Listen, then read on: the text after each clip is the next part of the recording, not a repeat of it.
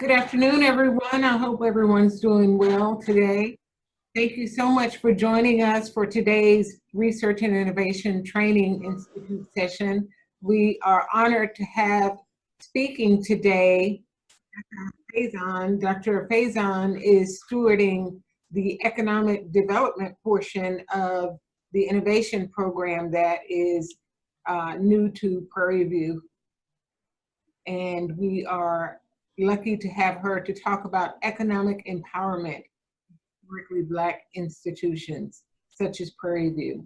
So without further ado, please join me in welcoming Rebecca Faison. And before I turn it over to her, I want to make sure that you know that today's session is being recorded and it will be available on our YouTube channel, which is PVAMU Research, PVAMU Research. So Rebecca Faison, thank you. Thank you, Karen, and good afternoon, everyone. It's always an honor to be able to speak to you all as it relates to my favorite subject that I'm passionate about, and that's the commercialization of research at historically Black colleges and universities. And of course, HBCUs is the acronym that you normally hear for that. So again, full disclosure, today I'm here to have a discussion with you. Maybe sometimes the discussion may get a little uncomfortable. That's okay. That's how we have progress, right? If we get into areas that we're not comfortable with, that's how we're able to go beyond that subject area. Also, I am not a faculty member. I am not a member of the faculty here. However, please feel free to enter into the chat room, ask all of your questions, or raise your virtual hand if you agree, or have some further comments that you'd like to add to the discussion for today. A little bit about me.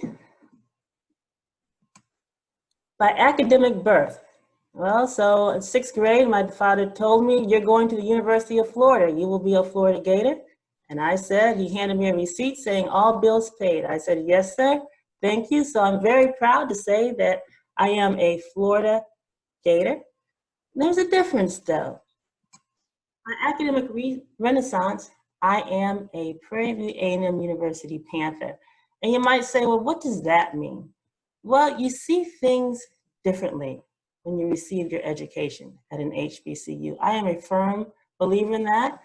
3 of my children are recipients of an education here from Prairie View A&M University. Education becomes a knowledge that gives you a responsibility to share and to make a social difference. And so it's not just a degree received, it's a degree that empowers you to make a difference.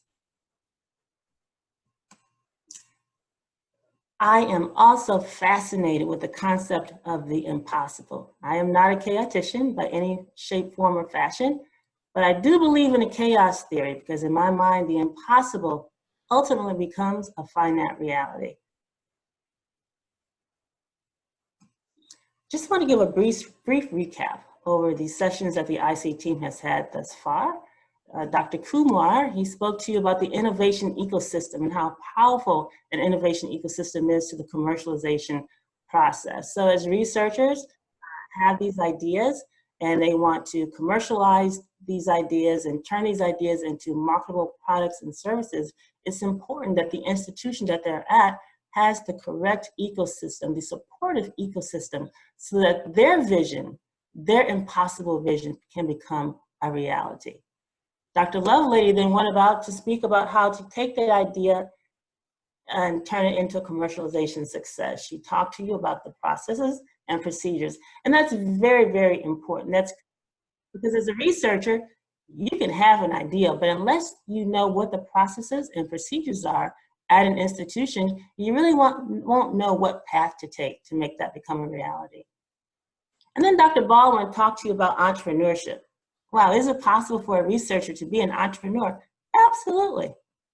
Is it possible for a researcher to launch a business? Absolutely. That's a part of the commercialization process. You kind of step into a different arena, step into a different space. But Prairie View, we're here to support you in your endeavors. Today, we're going to talk about 3 economic impact topics. We're going to start with the historical. And you say, wow, I just came today to listen, to learn the economic impact and how that's possible at Prairie View A&M University, or if we have other people who are listening from other institutions. Yes, but history is important, and we'll go into that in a minute. We're going to talk about higher education in general, and then we'll be more specific when we talk about HBCUs as it relates to the economic impact that the commercialization of research can have. Let's start with the historical and why it's important to always combine the social constructs with economics. And I'll tell you why. Usually when I have these conversations, I have to deflate a myth out there. There's research, there are articles out there that say why HBCUs are not in the commercialization space. And I always have to put people on a pause and remind people of the history behind African Americans. And it starts with this date, 1619. Here we are, 1619, 400 plus years later. Please remember that we entered Jamestown as slaves, not on a voluntary basis. We were stripped from our culture, our home, and we were brought here and became a commercialized product that fueled an economic engine for this nation and for the world. So we have always been in the commercialization space since its inception. The issue is, who was the beneficiary of said rewards? As you see the social confines of today, the social revolutions of today, we're still defining our space. But please know that as slaves, as descendants of slaves, we have been in the commercialization space for quite some time. I mean, just look at our inventors, the African-American inventors who have made huge impacts on a global scale. But we're not necessarily talking about inventors. Today, we're talking about ecologies of commercialization and innovation, and how our institutions are the hub for those successes. Let's look at higher education. Wow. Higher education, very linear in process, very closed in nature, siloistic in nature. We're kind of all in our space, right? I'm in engineering, or I'm in business. I am in nursing. I'm in liberal arts and sciences. But innovation and commercialization is just the opposite. Just like Dr. Kumar said, it requires an open space. So what is the encouragement to get there? And I'm always about the business sometimes. In most states, especially Texas, they go by a performance-based funding model. And in general, we could basically write a whole book about performance-based outcomes in the state of Texas. But in general, what it's telling us is that universities, institutions, have to be more entrepreneurial in the way they generate revenue. Tuition and fees just don't pay the bills. So how do we help push our university forward and generate alternative sources of revenue, both for the institution and then, of course, for the researcher as well? And commercialization of research, one of those tools. And we really need to embrace that, because it's not just something that we can do, it's something that we must do. We receive funding from a state level, from a government level, to help us with our research. What is the return on investment? What is the government seeing as a return on investment in the funds that they give us to help commercialize our research?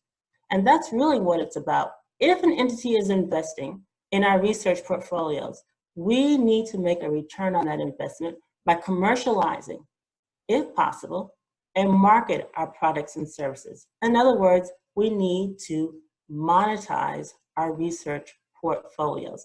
And that's a different spin on things. We really don't talk about that much. We don't speak of that much. But I think from a faculty perspective, from a researcher perspective, it's important for you to know how all of this ties together. And again, the impact that this can have, not just for yourself, not just for the institution, but also for the communities that we serve. HBCUs, historically Black colleges and universities. You see my smile. I love it. I wish you all, whoever is an alum or alumna of a HBCU, raise that virtual hand. It is important to me. It is important to you. You are here. You are in this space, and we stand tall on that triumphant trivariate of teaching, research, and service. That is our mission. That is why we are here. And we're going to take that and expand as the world changes and expands its impact. So shall we. And then I used to think that I would go to college and just kind of like sit under the trees and talk about things. Well, yeah, that's true too. But there's some different aspects to education these days. We're no longer an industrial society. We are a knowledge-based economy. We've moved away from rigidizing our knowledge. It is now time for us to monetize our knowledge. We don't necessarily have to be the machines. We do have to know how to envision and create the machines of tomorrow. Who knew 20 years ago that you'd be able to take a cell phone, which I carry around, I'm sure we all do, right in the palm of your hand. I remember my dad's first cell phone. It was this, I mean, it was huge, right? I remember when, I think it was Southern Bell brought it to him. And here it was, the first cell phone on Mississippi Gulf Coast. We still have that cell phone today. But again, who knew that 20 years ago it was going to be in the palm of your hands and you'd be able to spread numbers and take pictures and do all the things that you can with the technology today. Again, yes, teaching, research, and service, but we're moving on.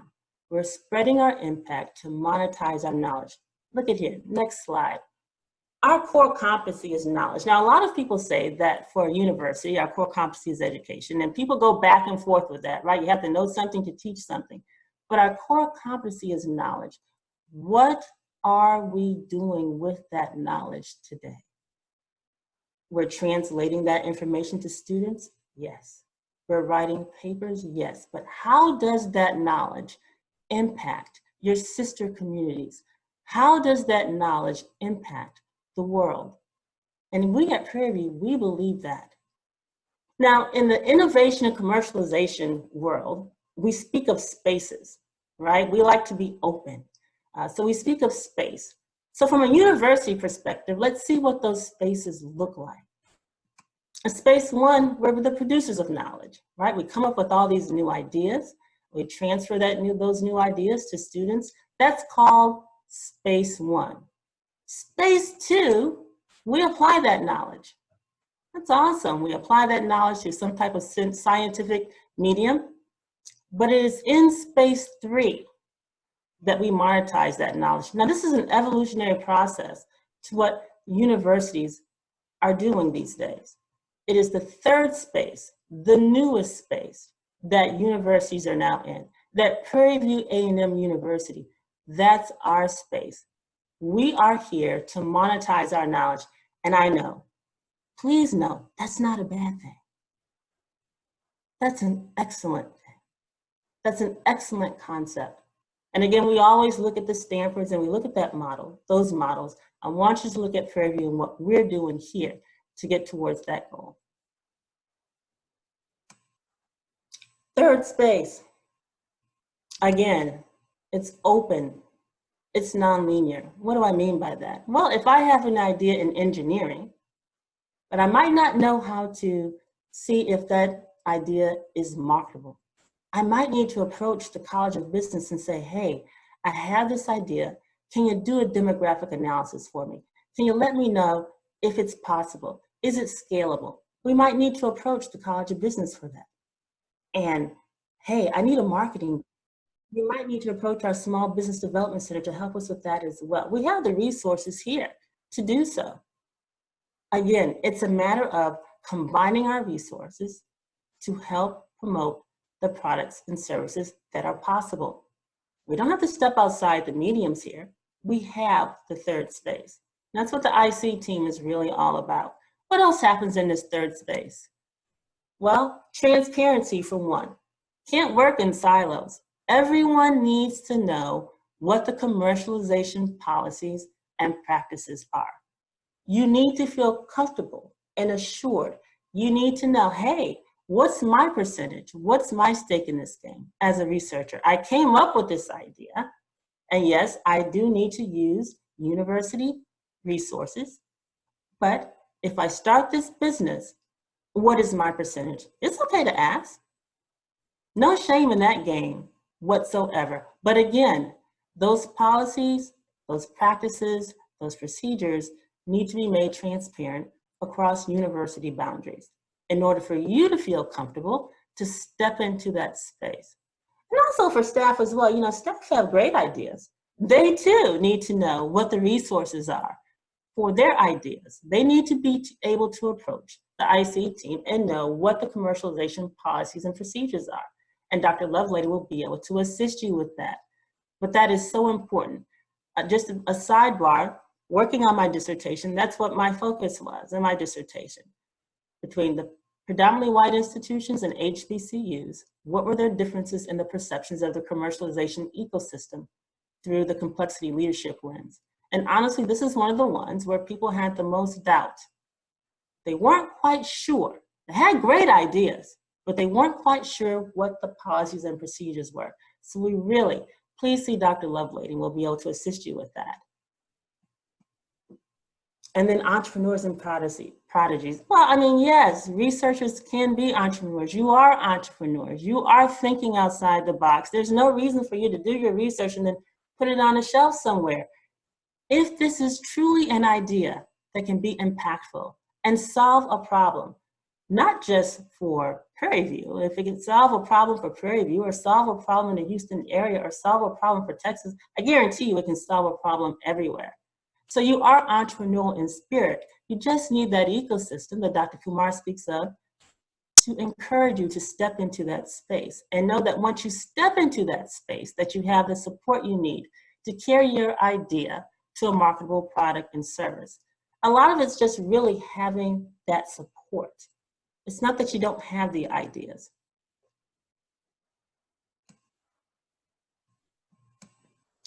And this is when it comes to business startups. Let's focus on this for a minute. I'm saying that the third space, this is where, let's say you have your idea, it is marketable, and you want to start your own business. How does that impact? Well, if we can start our own business and that business lands in the city of Prairie View, that creates jobs. That creates rooftops. So again, it starts off as an idea, and if it is commercialable, look at what it can do if we are able to start that business for you. What else happens in the third space? Industry partnerships. Wow, so you have this idea, it is marketable, we're in the university ecosystem, and we need industry support. And so we invite an industry to partner with us. That gives us the acknowledgement that we need and more resources that we need to get that product to market. When that industry steps inside, let's say the city of Prairie View, let's say Waller County, that industry also may need to create new jobs. That helps improve the lives here and the economic, social relevancy of those here, say in the city of Prairie View, Waller County, the greater Houston region. Communal resources. Everybody says it takes a village, and yes, it does. But research helps bridge gaps. It helps engage the community at large. Again, that's why we're here. Remember that triumphant trivariate of teaching, research, and service. And again, the commercialization of research. First, what is the problem? And then to solve the problem on a local and global scale. We're not a quiet secret. I hear that all the time. I've heard that from day one. I've been here for almost 13, 14 years now. And everyone says that Prairie View A&M University is a quiet secret. No, we're not. We're not quiet. We're just as engaged, just as impactful, just as powerful as other universities surrounding us. Now, what is the impact? Let's talk about economic empowerment. And I've gone through this through the presentation, but how does it impact the institution? Well, again, so we have shared revenue, and I won't go through details. We'll let Dr. Lovelady go through that. But let's say that you have this great idea. It is marketable, it is scalable, and it goes to market. The institution benefits, the researcher benefits. The institution it helps the institution's brand, and helps the researcher conduct more research. So from an institutional perspective, economic empowerment and the commercialization of research go hand in hand. Again, think of Stanford. We always use that as our model. I've been there, let's go there. We always think of Stanford. Me personally, I always think about the University of Florida and Gatorade. Everybody knows what Gatorade is. Everyone knows where it comes from. But to this date, even though I think that has been sold at least 4 times now, the University of Florida is still receiving economic impact from that cup of juice, as we say, as our Gators say. All right, so it's very important. Again, not every idea is marketable. It really just takes that one, and then it starts snowballing from there. How does it impact communities? Well, okay, where would Gainesville be without the University of Florida? Where would College Station be without Texas A&M? Where would the city of Prairie View be without Prairie View A&M University? It's a symbiotic relationship. When one does well, we all do well. And we need to think in those terms as to why we're here. Why are we here at Prairie View A&M University? Is it just to do research and go home? Most certainly not. It's to have the broader impact, the broader implications for the communities that we serve. And for global societies, we have the International Goat Farm. We are out there. Again, if there's a problem in one space, it's a problem that impacts everyone. And we are in that space, and I'm very, very proud to say that. Now look, I'm proud to say, this might be uncomfortable for some, Prairie View A&M University is the hub of economic impact for the city of Prairie View, for the Northwest Houston corridor, and for Waller County. Say it again, Prairie View A&M University is the hub of economic viability for the city of Prairie View, the Northwest Houston corridor, and Waller County. Now, you may say, well, she's just saying that. Okay, well, let me throw some numbers behind it so you can see what I mean. Actually, we just have a new one coming up. The university approaches our College of Business, what we call an economic impact study. The last one was done in 2017, and those are the numbers that I'm going to share with you. All major universities do that. We want to know what type of impact we're having on our sister communities. Let's look at that. Let's look at Waller County first. Waller County, Prairie View A&M University has a $207.17 million annual impact in Waller County. Over 1,500 full-time jobs. Now this data is as of 2017. As of 2017, I think we still stand in that place. Prairie View A&M University is the #1 employer in Waller County. Raise your virtual hand if you knew that. You don't hear it much. I'll say it one more time. Prairie View A&M University is the #1 employer in Waller County. Let's take a look at the greater Houston region. $506.76 million annually as of 2017. That's inclusive of faculty wages and salaries and everything that spins off of that thereafter. Yeah, that's quite a hit. That's not a quiet secret. That's a loud roar. Oh, wait a minute, let's check the state of Texas. $665.61 million annually. Prairie View A&M University, economic impact.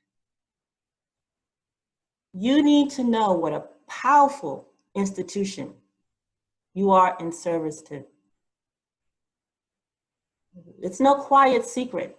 And your research, your ideas will help these numbers grow. Let me show you how. Economic development. Yes, we have to have a space for all of this to happen in, right? Just doesn't pop up overnight. I said we need to be able to spin off businesses. We need to be able to create jobs. All of this happens in a very strategic, well-defined space. And I'm happy to say that, yes, the university has acquired property, and we're in the process of doing just that. We are the economic engine, again, as I have stated, and as I have just shown, for this region. So we continue to evolve as other universities continue to evolve. Economic development is not an instantaneous process. It is not. It is an intentional. You have to say that this is what we're going to do at this place, at this moment, at this time. It is intense because you're involving so many different factors to make economic development happen. The commercialization of research is a primary source for the economic development initiatives for this community and for Houston and for the world. According to research, the commercialization of research portfolios is one of the prime areas that helps facilitate economic development. Again, but it's intentional. It doesn't happen by happenstance. Now hold up, I didn't say about innovation. Innovation is out there, it's in an open space, we talk about it, we throw it against the board, we see if it works. That's different. Economic development is intentional. We have to strategically prepare places for you, prepare for the businesses, prepare for the industries. It is also very invasive. And if you move to Prairie View or Waller County thinking that it was going to be this quiet rural area, I'm going to have to tell you that Houston is knocking at the door. The demographics are going to change. That's very invasive. It kind of uproots people's concepts of where they're living and what they're doing. And do I want to be here? Well, of course you do, because Houston is coming this way. It's not going to stop at Waller County, right? You see that development going up. 900 rooftops right by Buc-ee's as you come up 290. Mixed use development. Waller County is not quiet or rural anymore. And Prairie View A&M University is preparing for that, just like every other facets of Waller County is preparing for that movement. We're going to capitalize on it, just like all the other entities are capitalizing on that very concept that Houston is moving this way.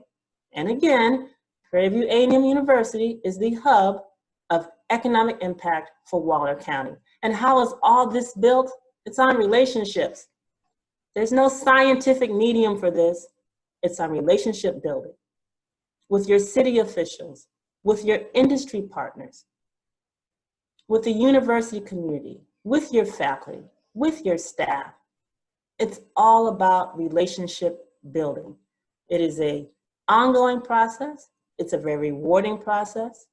I always tell people, Fairfield wasn't built in a day. I've seen pictures of probably about 25, 30 years ago. They showed me pictures of what that 290 corridor looked like, with no mall, with no J.C. Penney, none of that there. It was just all farmland. Look at it now. That's the direction that we're headed. Brace yourself. It's coming. Can't stop it, but we can prepare for it. And you say, now how does all this happen? It's chaotic times. We're in the middle of a pandemic. We have social continuance. Some people call it uprising. I say it's a continuance. How does all that happen? How do we make all of this happen? How do we make innovation work, commercialization work? And one of my favorite quotes is by Waldrop. And I'm just paraphrasing here. He says, the edge of chaos is where new and innovative ideas are found that are constantly nibbling away at the status quo. The status quo is leaving us. And it's innovation that drives us to the next wave. it's this very type of chaos that's going to get us to the next wave of success. That status quo that does not serve us anymore, that is not beneficial to our needs anymore. And it's up to our researchers, it's up to our historically Black colleges and universities, it's up to Prairie View A&M University to say, hey, there is opportunity in the midst of chaos. That impossibility does become a finite reality. And I'd appreciate any questions. That's my presentation for today, because I could probably write a book about all of those subjects, but I would appreciate any questions that anyone may have or comments.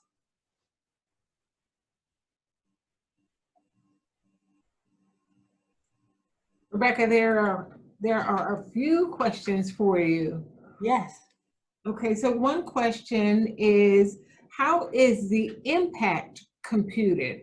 And the second part of that is, can it be broken down into human resources, product development, job creation, etc.?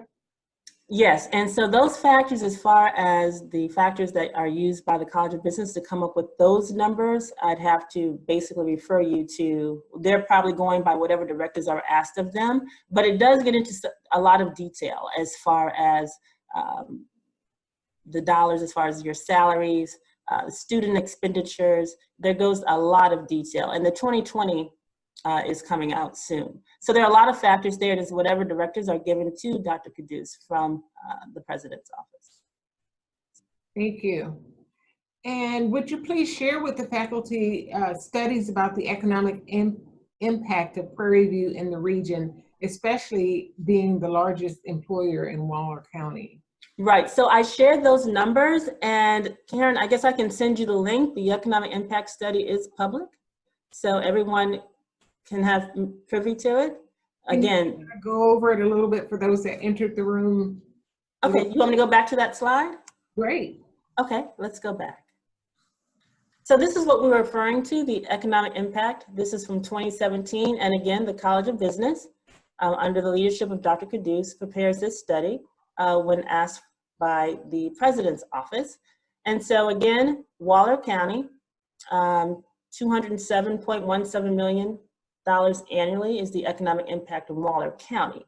And again, what we were highlighting was the fact that Prairie View A&M University is the largest employer in Waller County with over 1,500 jobs, again, as of 2017. And then we went on to the Greater Houston region, $506.76 million annual impact. Yes, there's a lot that goes into that. We could probably have another hour session on what goes into these numbers. But again, it's the magnitude of letting us know that we're not a secret. And again, for the state of Texas, $665 million annually impact. That's a lot. That's deep. And so I always bring this information up when I see, sometimes I see reports, all transparent here, about Waller County and how Waller County is fantastic, but I might see only one line about Prairie View A&M University. And I just want, we need to let people know, the entities that are reporting these, that this is public information, and anytime anyone wants any information about the economic impact or about the impact period that Prairie View is having, please just contact the university. Okay, another question. Someone is asking about the innovation and commercialization policy and having it available on the PVAMU web page. And I just want to let you know that that is something that is in progress as we speak. So stay tuned. It is in process. The IC team, we're making sure that everyone has access to it and that it's publicly made known, available to you. Absolutely.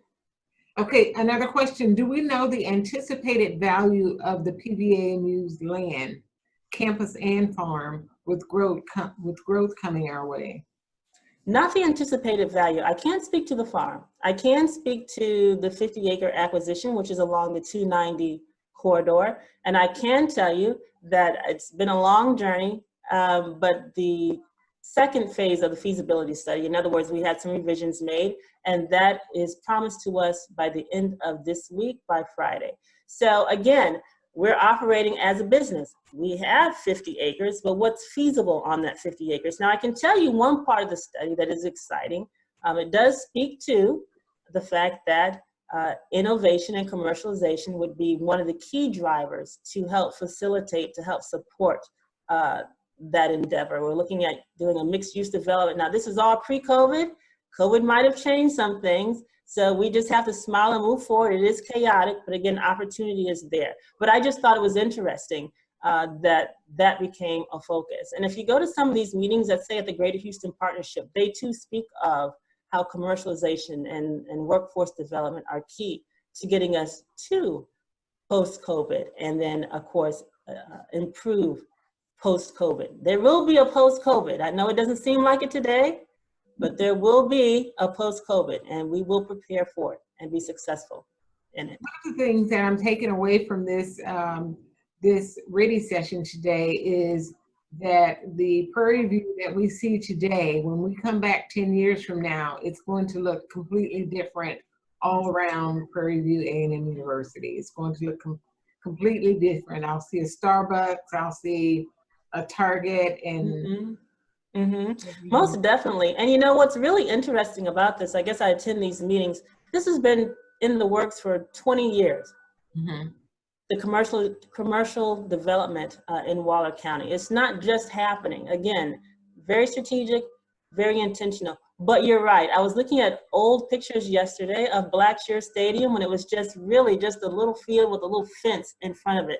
And look at it now. And if you speak to some of the alums, when they come to the homecomings, they don't recognize the campus. So change is inevitable. We want great change as always. But from a research perspective, innovation is inevitable. And we just need to capitalize on that, continue to capitalize on that, but make sure that the value in that innovation commercialization endeavors impacts the communities that we serve, that it impacts the citizens of Prairie View, Waller County. That is just so important to me. We can be and will be strategically plan the Silicon Valley for HBCUs. I 100% believe that. We have the leadership to support that. And it's an exciting time, very exciting time. And that's another question. How does institutional leadership impact commercialization ecosystems? You know, leadership impacts everything. So I'm a complexivist by leadership. People say, well, what is your leadership style? I'm a complexivist, which means that everyone is a leader. We just have people who have different levels of expertise. And so again, the leadership style has to be open, can't be closed. It has to be collegial. It has to be from a bottom-up perspective versus a top-down perspective. And we see that changing in industries all over, right? People know that we all have to be contributors to success.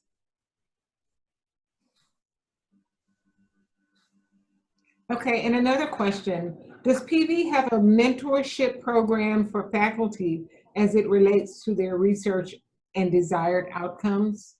So the IC team I would say would be your core leads right now as far as mentorship, primarily Dr. Lovelady, Dr. Kumar, Dr. Baldwin. I say that, but I'm working with some projects now. So as far as that's concerned, it would be your IC team. Of course, we're going to grow that population as far as mentorships are concerned. That too came up in my research. That question, that very question, Ms. Cotton, about mentors, that people in various institutions, not just HBCUs, needed mentors to help them facilitate the process.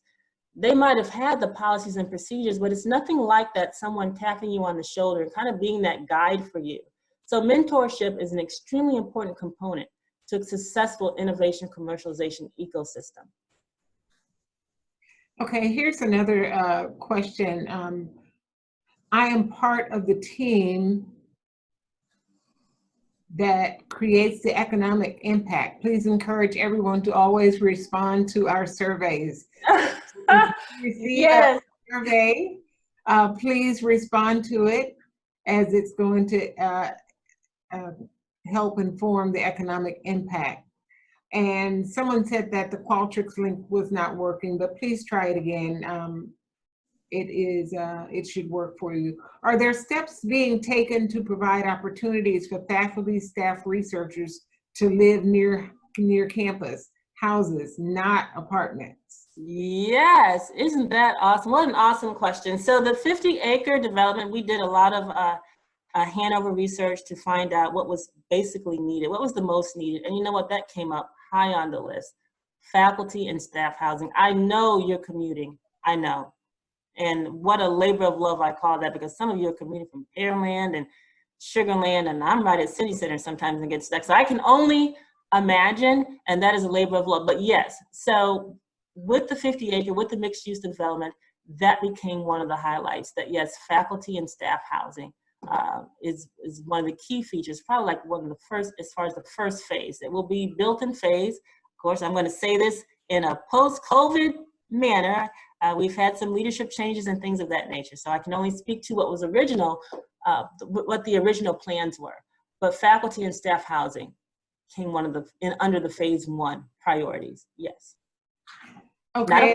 Someone else says, I have several ideas of how we can make money for the university. Is there a standard percentage for the faculty that presents the idea or product to the university? If so, how much is it per annum? Okay, so that comes under, again, ma'am? You said in your talk, don't be afraid to ask. Yes, don't be afraid to ask. I did say don't be afraid to ask. So that's a Dr. Love lady. Sometimes I stay in my lane, sometimes I'm all over the place. So yes, the policies and procedures do give and basically kind of mirror what the Texas A&M University system policies are. And I believe, and I'm going to say this off the cuff, it's not defined. Don't say what Rebecca Faison said, because I'm saying this is what I heard. It's like what I heard, about 30-35%. But again, there's so many factors that go into that. The good thing is you're not giving it away, right? So no one's asking you to give away your research, your intellectual property for free. That's not how the game works. You have to know the game to know how to play the game. And that's why transparency as far as the policies and procedures are so important. So again, no one's saying that you're going to give anything away. That's not how it is. You're sharing resources with the university, so you'll share revenue, you'll share the outcome with the university as well. It's a win-win for both sides. Okay, if you are a PD staff member and you have an idea that you believe has market potential, are you available to help with that? Yes, approach the IC team and we will be able to help you with that. And again, we're working so feverishly to getting the policies and procedures out there so that they're online and so you have access. But even when that happens, you all, you still need that personal one-on-one consultant kind of aspect. So please always contact the IC team and then we can guide you in the right fashion. Okay, one more question, a two-part question, and then we'll allow Dr. Rajan, the Vice President for Research and Innovation, to say a few words. The question is, can Faculty Senate help in any way with the 50 Acres project? And the second part is, how can Faculty Senate help in general? Faculty Senate, wow, what an awesome, awesome group. Yes, as far as the 50 acres, as soon as I have that the feasibility study, the finite feasibility study, we'll be able to really kind of like get the entire university involved once we figure out which direction that we're going. We always need Faculty Senate support. Encouragement, I want to say, that might sound kind of, oh, encouragement. But yes, when faculty come to you and with questions, or if faculty come to you saying, I don't know anything about this commercialization stuff. Really, a lot of researchers just don't know. A lot of new faculty coming into the university, they don't even know anything about that space. Please send them to the IC team. It's new, it's a new concept to a lot of faculty. Send them to the IC team. Let's get them in the game. Let's get them in that space early on so they can be contributors as well. Absolutely. This is great information, Dr. Faison. Thank you so much for sharing. And Dr. Rajan, our Vice President for Research and Innovation, would like a few minutes. So, Dr. Rajan? Good afternoon. Thank you, Karen. This is an excellent presentation by Dr. Faizan, so I appreciate her taking the opportunity to share the vision and the activities with faculty here. And I appreciate faculty for asking a lot of interesting questions that shows the interest and excitement in this area. As Dr. Faizan mentioned, this is a new initiative. We are doing a number of groundwork, doing a lot of foundational work, developing university administrative procedures on commercializing technology. We hope to finish that during the summer month.